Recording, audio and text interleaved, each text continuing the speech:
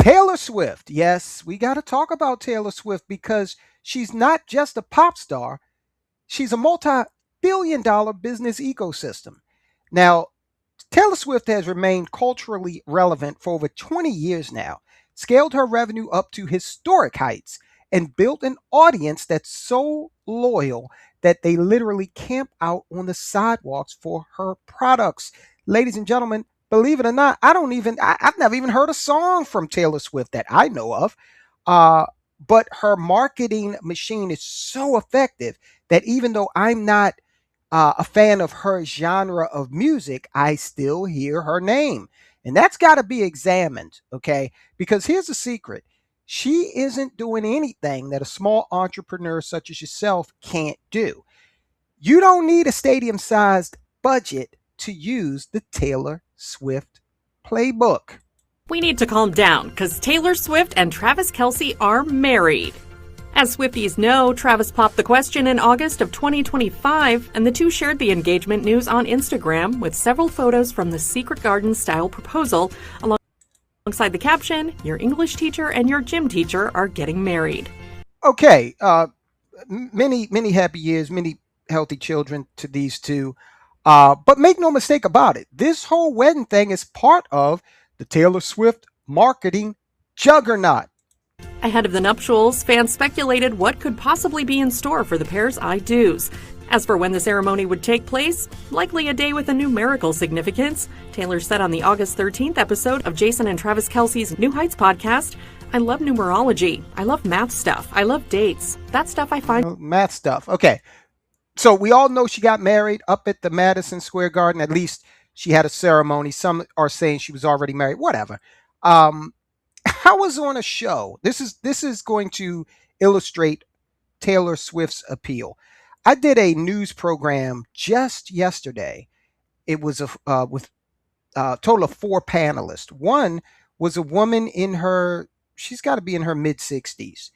And before we did the show, she just would not shut up about the fact that she was going up to Taylor Swift's wedding. And she just kept going on and on and on about it, right?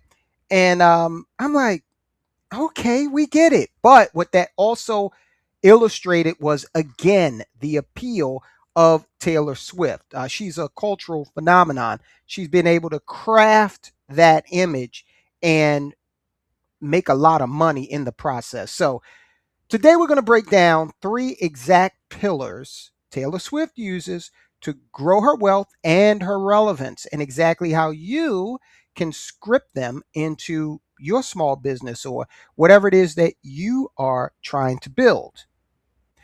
All right, let's start out here. Now, most businesses, most small businesses, they post on social media and they say, here's my product. It cost X amount of dollars.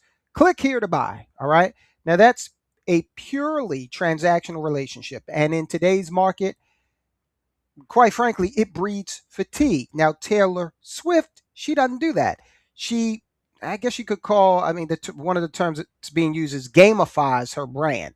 So she'll do things like hide riddles, Easter eggs, cryptic clues, build a lot of intrigue in her post weeks before an announcement about an appearance or a product or an album that she is marketing. So she gets her customers, her fans, deeply embedded and involved in an experience, kind of turns them into detectives, builds a lot of excitement and intrigue around what she's doing or what she's about to offer. So, what can we learn from that? Well, stop treating your product launches like a simple announcement. Treat them instead like an event. So, don't just drop a new menu item. Let's say you own a Thai restaurant, right? Okay. Don't just drop, okay, we got duck curry now. I love duck curry. Don't do that. All right. That's just, again, transactional. 3 weeks out, post a blurred image on social media and tell your audience the first person to guess what ingredients are in this new menu item that we've got coming up will get it for free. So you kind of drip out the launch in layers. Give the customers or potential customers a micro commitment. Ask them to vote on maybe side dishes. And again, we're using the restaurant example for now, but you can have any other business, such as maybe you're offering an item of clothing. You get them to vote on the colors or the fabrics that you might offer this in. Guess the launch date. Unlock a discount code by solving some sort of riddle. Get them involved. When you make your audience active participants rather than passive buyers, you're not just selling a product, you're providing entertainment. Excited people are significantly easier to sell to. All right, one of the biggest traps for small businesses is complacency. Now, what do I mean by that? Well, a small business will find one thing that works very well and they'll do it in perpetuity, right? Meanwhile, the market has changed, and then you start to see the brand going stale. Suddenly, revenue plummets, or maybe it disappears altogether. Altogether. Now, Taylor Swift, she's been able to create eras. Okay, eras. She's been able to create eras in order to avoid this. Stay fresh. So she transitions from country to pop to indie folk to synth pop. She's all over the place. Okay, but hard to hit a moving target, right?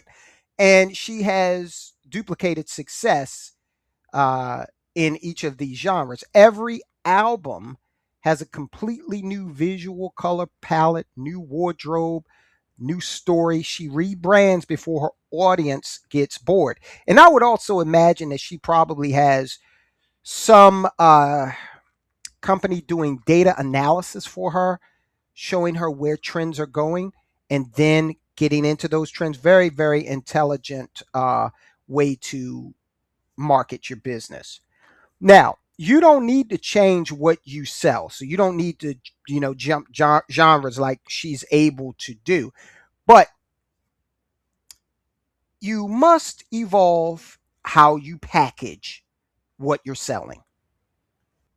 So, for example, you can divide your business calendar into distinct chapters.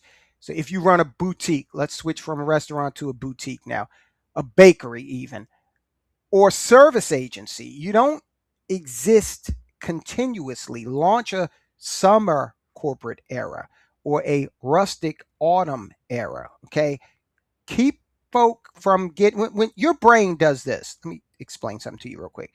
Let's say you've been taking the same commute to work, same route every day for 5 years.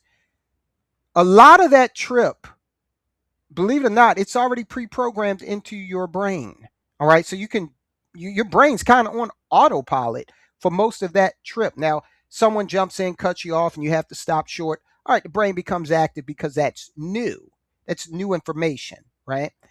But if you keep running the same playbook in your business, then folk will kind of put that on autopilot and shift it into the background and pay more attention to things that are new and changing. So actually go in there and change your website's accent colors, update your packaging, adjust your social media graphics, change the narrative theme of your marketing copy every few months. Okay, we're in 2026 now. Those things that work for big businesses like having the exact same brand, the golden arches throughout 75 years or whatever, that does not necessarily work for smaller operations, especially in our fast paced environment of 2026, heading into the mid 21st century.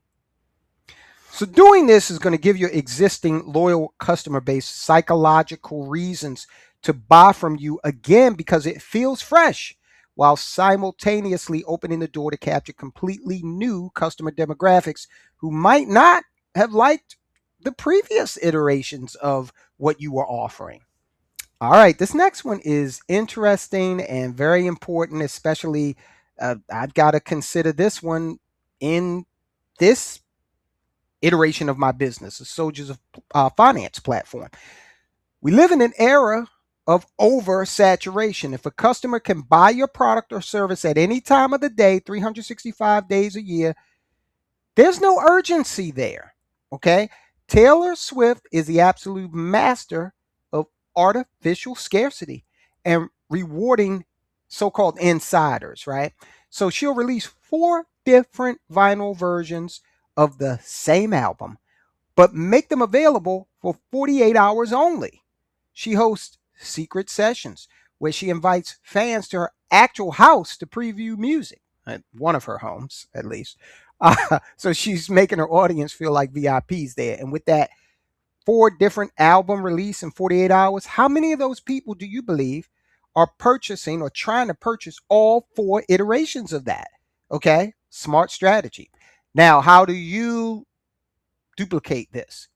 So it's very simple. Stop making everything available to everyone all the time. We live in a world where we've got streaming music, streaming video, DoorDash, everything's available all the time. So if you're not available all the time, like Swift has set up her design here, then that builds some intrigue, right? And it builds fear of missing out, FOMO. Okay. So what can you do? You could consider creating a VIP tier rather. Kind of like in YouTube, they have members. Okay. We have a member section, but it needs work. So you can create a VIP tier or an exclusive close friends list on Instagram, Facebook, text thread, what have you, right?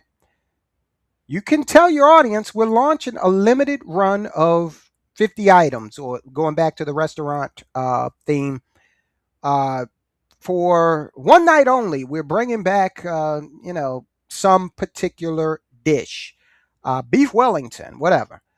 Our tech subscribers are going to get a coupon for 24 hours before the general public. You can do various things with it to give you 5% off, whatever. Put a handwritten note in the boxes of your top 10% most frequent customers. Shout them out and name them on social media. So incorporate them in your process. Make them, again, feel like VIPs. So if you make your best customers feel seen, valued, exclusive, they stop behaving like casual buyers. They become brand advocates. Don't you think they're going to tell a lot of other people about this experience they're having with your brand? They're going to market you for free. They're going to help you boost your business entirely for free. All right, look, again, I've never heard music by Miss Swift that I'm aware of. I'm sure she has a beautiful voice, but her genius is not in her voice or her bank account. Plenty of people can sing, okay? Plenty of people are, got a little bit of money out here. Her genius is her radical focus on customer and community, building community out of customers. So she builds a story, she builds an experience. You have to look at this and don't be afraid to evolve constantly. Evolve your look, evolve, how you treat your customers, what level of uh, experience you provide to different customers. Do that, and you're not just going to be able to build a real solid brand, but that's kind of the first step to doing what she did and building an empire. Okay. Now, at this point in her career, she's got a lot of very smart people and teams around her.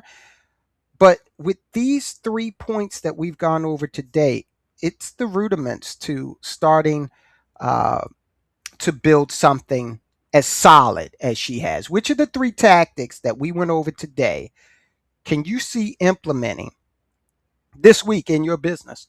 So go ahead and post a comment. Let me know. I'd be anxious to hear about it and how well it works for you over time.